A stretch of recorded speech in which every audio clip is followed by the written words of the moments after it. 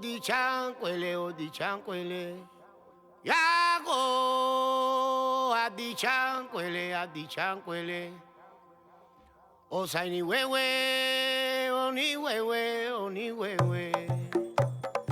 O batio luosai, yakulo bao. Baba lare rikiana.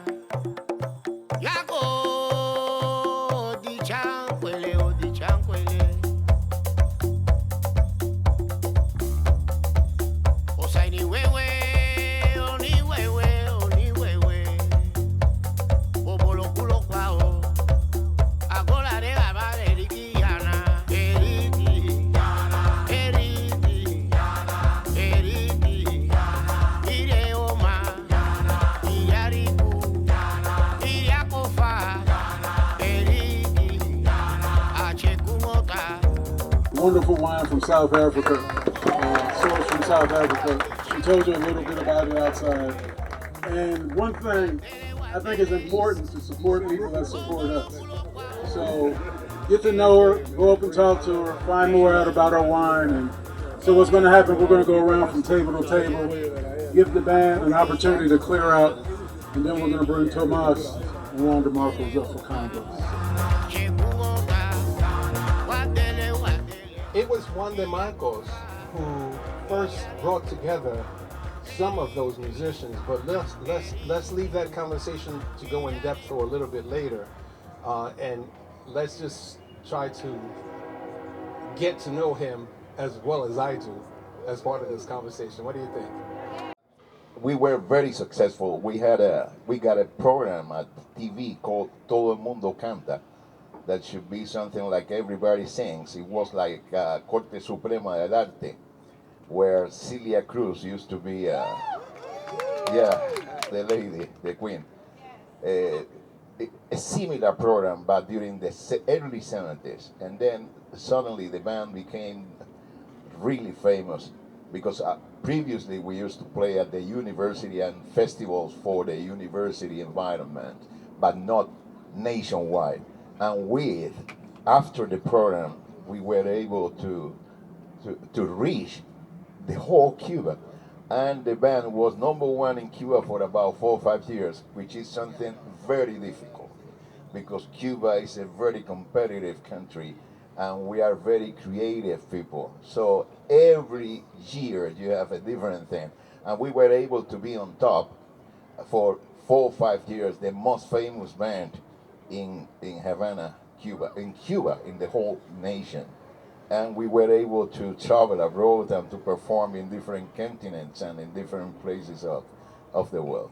Now the sessions of the Buena Vista Social Club, because with Sierra Maestra I had the opportunity to meet and to work with a lot of people of the old generation, and through my daddy as well. So this is Sierra Maestra. 14, great band. They recorded 14 albums, and as Juan has said, they traveled around the world. It's pretty interesting considering that they were in the 1970s. You know the history of Cuba from the 1950, 55, 57.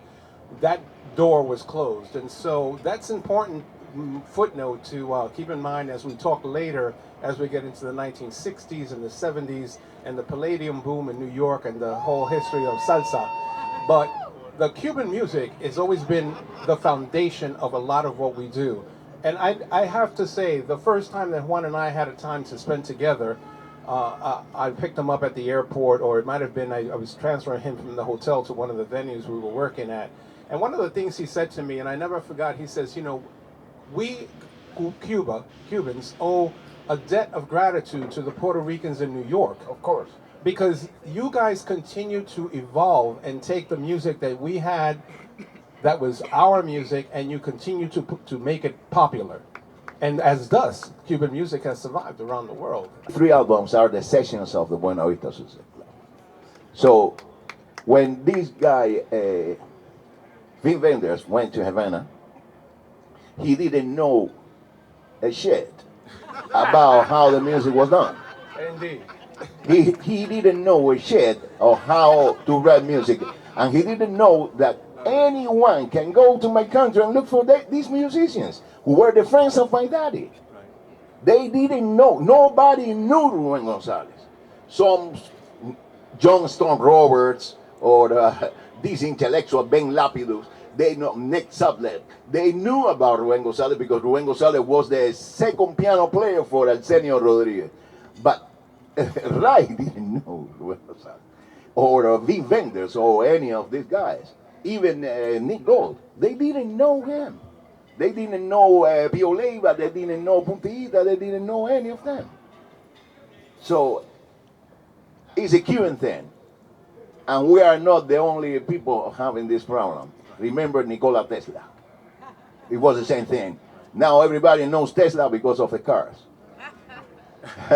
But he was stolen. Right. He was stolen. And you know by whom. So here you have it, right? Testimony. Preach on, right?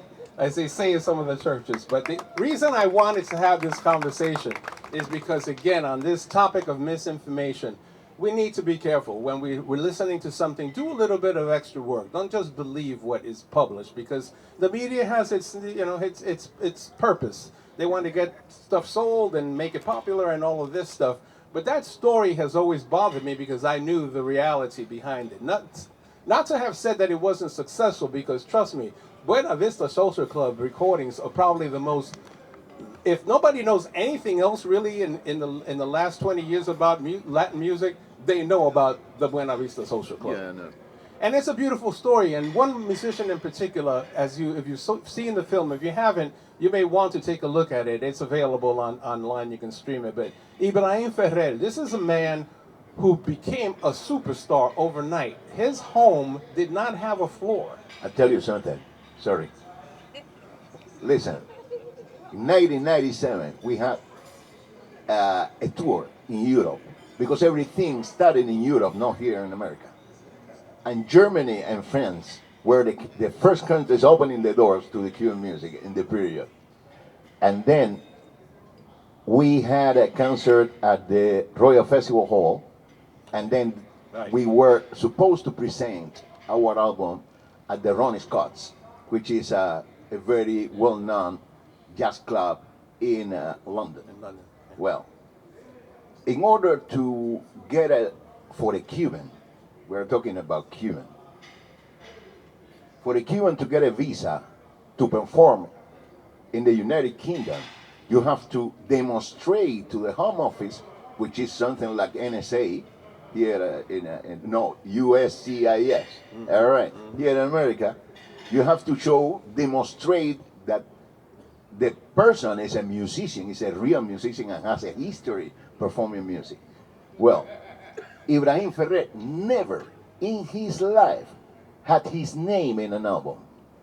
He was performing with Pacho Alonso, who was a star of the Cuban music, Benny Moré, the top Cuban singers of the whole times, Chepin Choen, one of the greatest arrangers of our country during the 50s and 40s, and many other bands. But his name was never in the credits of an album. So what I had to do, I grabbed Photoshop and I had to create an album for Ibrahim Ferrer featuring the rest of the guys. I made the album, I sent them, I sent the cover to the artwork to Home Office, and then we got the visa. You know, because otherwise you never met Ibrahim Ferrer on stage here in Atlanta. Right. These musicians never imagined that they would be performing at Carnegie Hall in New York City. And the day that they performed at Carnegie Hall, there's a scene afterwards where they're walking the street along 57th Street in New York, and they're looking at the big city, and they're looking at each other and going, how did we end up getting here? It's like they went from poverty, extreme poverty in the case of Ibrahim Ferrer, to suddenly performing at Carnegie Hall. There's someone up there who really loves you. You know what I mean? Yeah, of course. That was a beautiful thing.